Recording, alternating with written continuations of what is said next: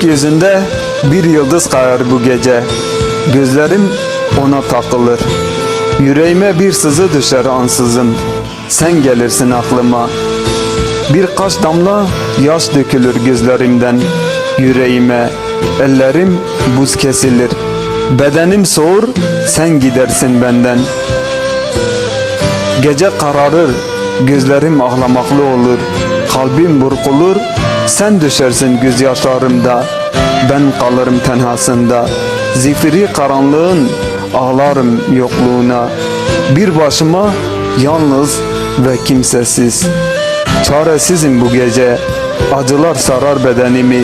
Sancılanır bütün vücudum. Yaralarım sızlar. Sensizlik tuz olur yarama. Kavrulur beni feryadım.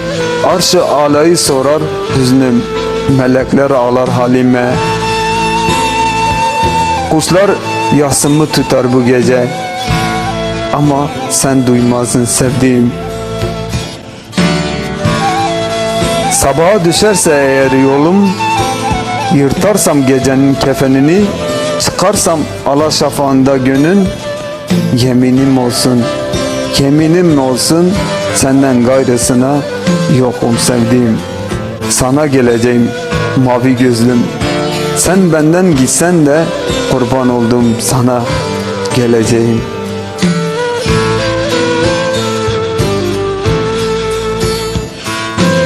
Gecenin soğuk ayazında çıktıysam, sensiz nefes alıyorsam, halen bu can ceset değilse eğer, mutlaka bana da görünecek bahar. Kır çiçekleri toplayıp ilk fırsata kapına dayanacağım. Canına can olmak, nefesine hayat olmak için ey kurban olduğum.